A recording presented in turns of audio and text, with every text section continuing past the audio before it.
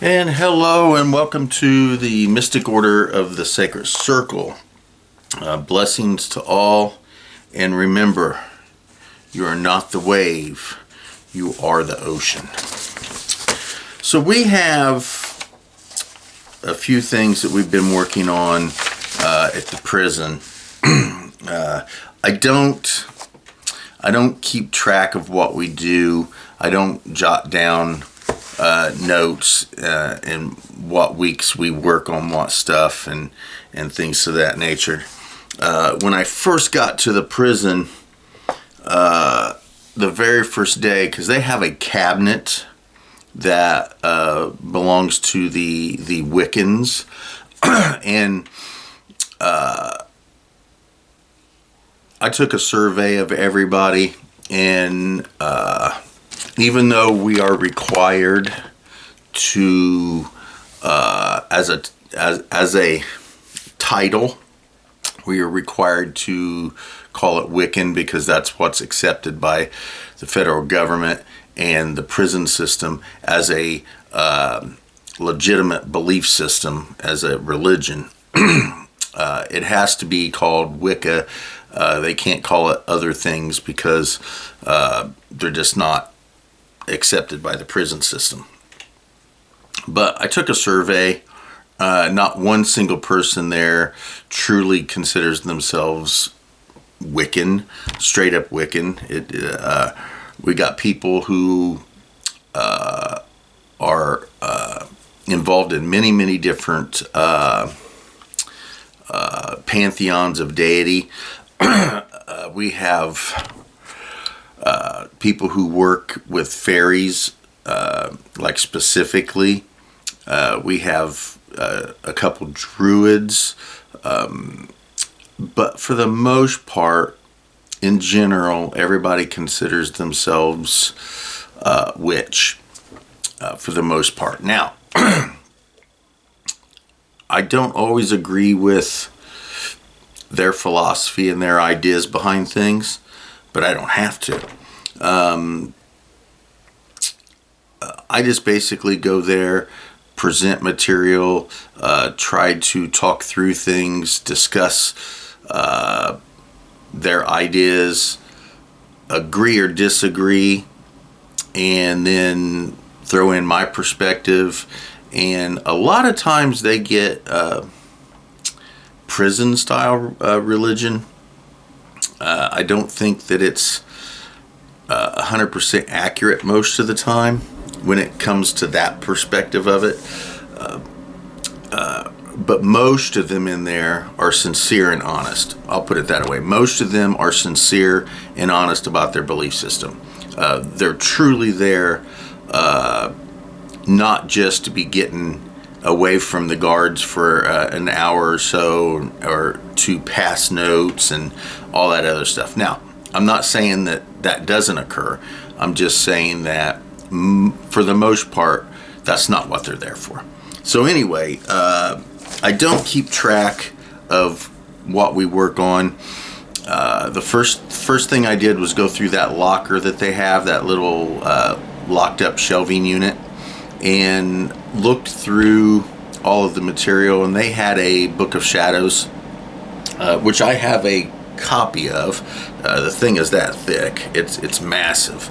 It's massive. But anyway, I went through it. It's pretty eclectic. It's pretty common knowledge. There's nothing in there that's different than any other pagan, Wiccan / witchcraft groups I've ever seen. There's nothing in there, anything different. But they didn't want to use that book anymore. They wanted something completely different. I also noticed that the last time they had actually had a group there was like 10 years ago. And that group tended to have their gatherings more as board of director meeting type things. They kept notes.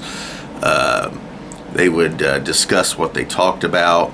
and all that kind of stuff. I didn't want to do that.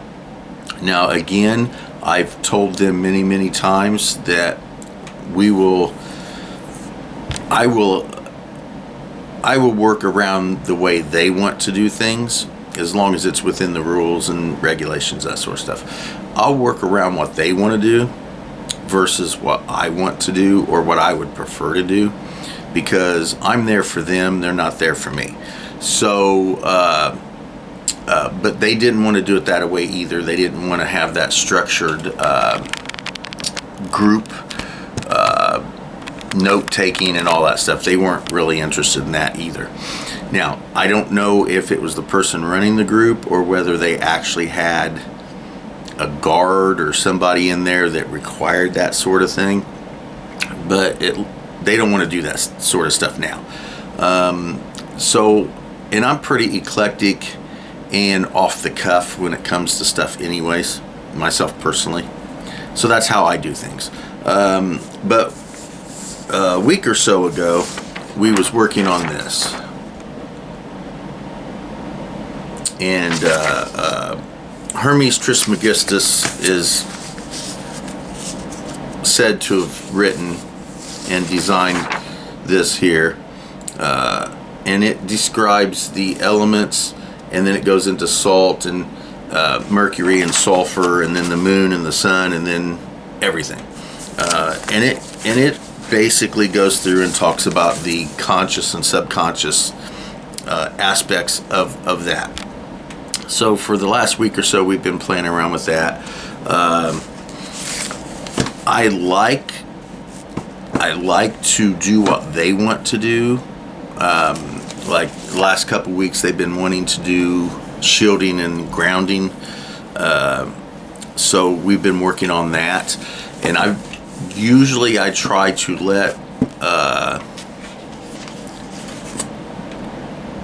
try to let them do things without me interfering. I'm really just a facilitator. I'm just there so they can be there. I don't feel like I should interject my particular way into what they're doing, unless again they go a little too far. Sometimes they, like I said, they're 8-year-olds. At least they act like they're 8-year-olds sometimes, and sometimes they act like they're 5. And you kind of have to reel them in a little bit sometimes. But other than that, I want them to do what they want to do. Well,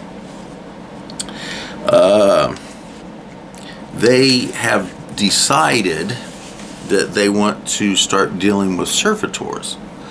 And I told them it was a bad idea, and I told them they probably shouldn't, at this level in their experience, shouldn't be dealing with it.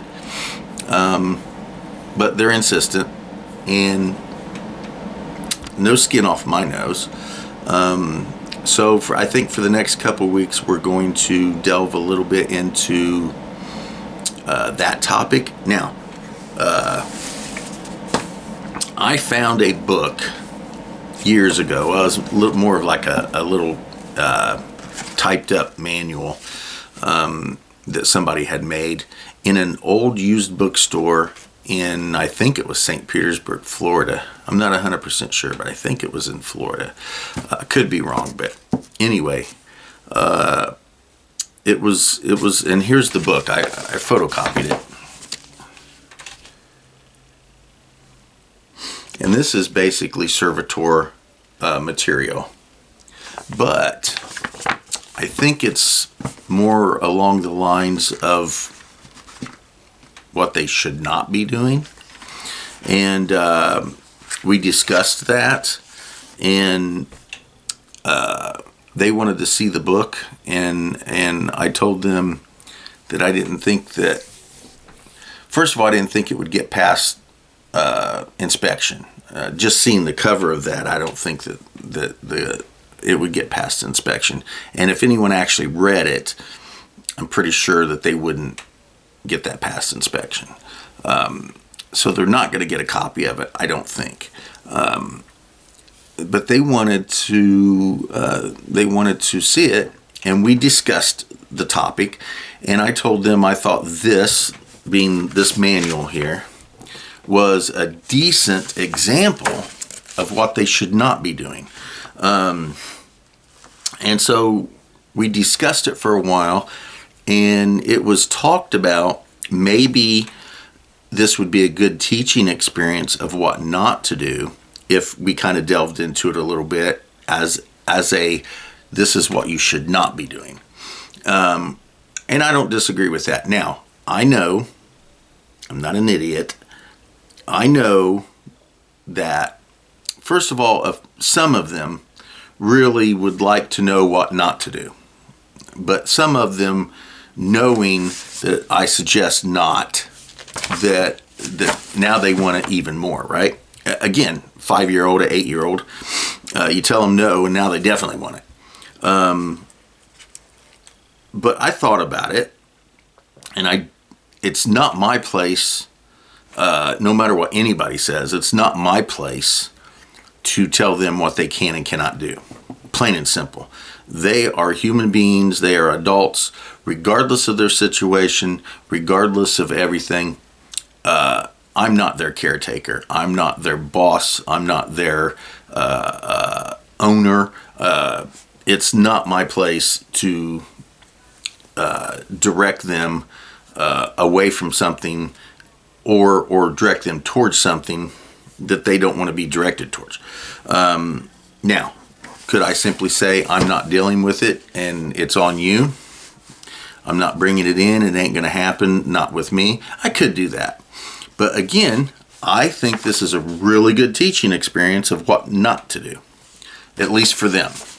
Now, they wanted me to bring it in and give it to them, the manual, this paperwork. Can't do that. I can't do that. I have to bring it in, hand it to the chaplains. The chaplains have to review it. The chaplains either okay it or say no.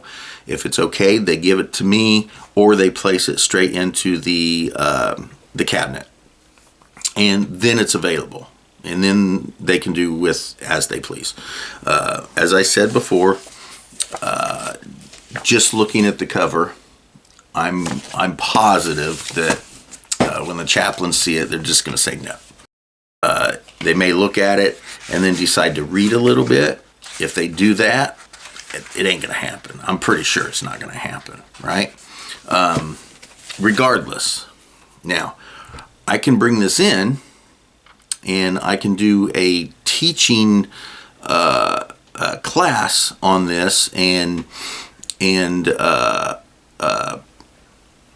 show what I like about it and what I don't like about it. We can discuss it, and then when class is over, this goes with me and I take it home, and that's the end of it. Now, that I can do, but I don't see them getting a copy of it. I did have one person, I'd had one person, of course, 5-year-olds, 8-year-olds, one person said, well, email it to my wife and then she can send it to me through the mail and then it's not in your hands. I said, well, I could do that, but to me, that's going around chain of command, and I done told them I wasn't doing that. I'm not going around chain of command, and I'm not going above chain of command to get anything in there. I'm not going to do it. So, and they know that. But they had to suggest it. They had to. I mean, what else they got to do? But I can bring it in and maintain control of it. We can go through it. I can read it. We can discuss it. I can point out the things that I like about this manual, and I can point out the things I don't like about this manual. We can discuss it. We can use it as a teaching experience, and then it leaves with me. That I can do. There's nothing going around or through or over chain of command that's not happening when I do it that way, because my stuff is inspected when I come in, and that's that. So I'm not sending it to anybody's wife through the email. That's not going to happen. And I don't mind handing this to the chaplain, say, hey, here, review this and see if, I mean, if they persist on me doing that, I don't have any problems with giving it to one of the chaplains, letting the chaplains look at it, and then make a determination. I just, because I know the manual, I just don't think that the chaplains are going to allow it. I just don't. Now, it's not for me to say one way or the other, but I don't want to be a person that is constantly going to the chaplains trying to get stuff in there for them that I know isn't gonna get through. Then I start bringing in something that I'm sure won't get past the process, and eventually they'll just stop looking at anything I bring, and I won't be able to bring anything in there. So I don't want to do that. So I do plan on taking this with me for the next probably 2 or 3 classes, and we will go through the book. We will read it. We will discuss it. We'll use it as a really good learning experience, and I hope, well, they'll make their own judgments. They will make their own decisions. They will make their own judgments, and they will have to deal with any consequences of any actions, physically, mentally, or spiritually, that they decide to take. They will have to deal with those consequences on their own. That's not on me. I'm not going to do anything that breaks the rules, and I'm not going to do anything that really bends the rules. And I'm staying within chain of command. That's just, I'm not gonna go around that or anything else. They're just going to have to suck it up. But I think we can do what they want to a degree, yet still stay within the limits of my capacity and abilities while there.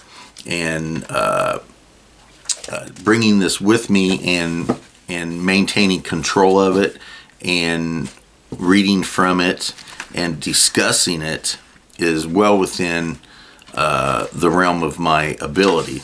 But leaving it there for them is not.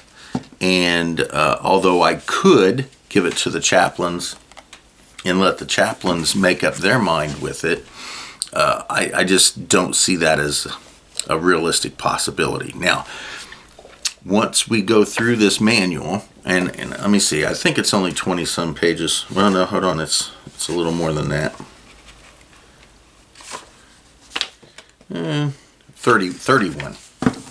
31 pages long. It was a little foldy up book about like that. Once we go through it,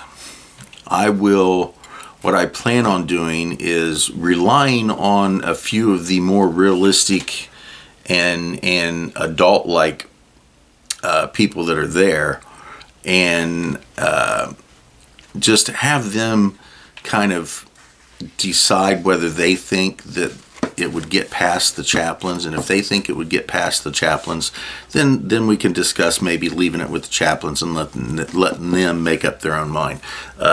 If they don't think that it would be something, because they have much more experience with what they can get and what they can't get than I do. Now, let me see if I can find it. Maybe not.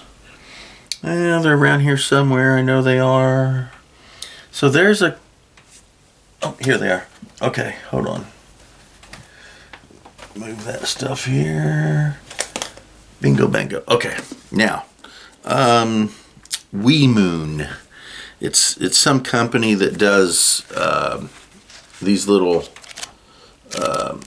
monthly calendar things with the moon phases and all that. So here's WeMoon's 2024 book, and here is WeMoon's 2025 book.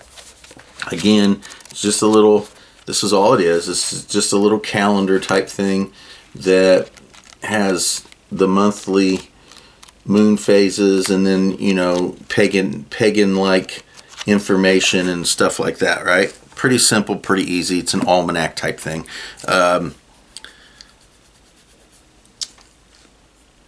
I contacted WeMoon and let them know because they had I read some article where they would send these to people in prison upon request. So I contacted them. I told them what I was doing, and I told them that I was going to give their address to some inmates, and they were going to request some of these books. Well, they sent me the 2024 and 2025 calendars so that I would have a copy myself. Now, several of the inmates sent off for these books. Now, every one of them was declined. They were not allowed in the prison. The explanation was that the binding on this was restitched. So this isn't, it's, you can see that this right here wasn't glued on properly, and it's a little off, and there's some restitching done to some of it. So the prison wouldn't let it in because it was restitched, like someone had unstitched it, put something in it, and then stitched it back up type thing, right? Not that that's what happened, but that was their argument. This had been redone, and it wasn't shouldn't be that way from the manufacturer or whatever. Anyway, it was restitched. That was their explanation. So none of these got through. Now, sometimes some of these pictures are a little explicit, and they don't get in through that. But the only argument that the prison had, and I saw the paperwork because one of the inmates brought it to me, asking me if I could do anything about it. And I'm like, it's nothing I can do. The prison said no, it's no. But it was because of restitching. So there's something with the bindings on those that the prison didn't like and wouldn't let them through. So they're very, very touchy about stuff, and they're not really consistent. They're not really consistent. So it's like one day they decide, okay, you can get it through. The next day they say, no, it ain't going through. So I don't know if it's a bunch of different people making decisions and nobody's got like a standard, or whether, mood plays a part in it. I don't have any idea. And I never will, because I'm not going to work for the prison, and I'm definitely don't want to get stuck in there. So anyway, this little manual is going to go with me for the next couple weeks, and I think we will use this as a really good learning experience. There is some good stuff in this manual, I think, but I also think that there's some stuff in there that I personally, no, I don't think so. And it will make for a really good teaching experience. Now, afterwards, if they decide to attempt something like creating one of these servitors and it doesn't work out well for them, that's on them. I'm absolutely going to make comment many times that I suggest they not do this. Again, is it, should I even take it in there and deal with it? Because I know that a few of them are going to try it, and they're going to try it in the manner that I don't think should be done, especially by them. But that's not on me.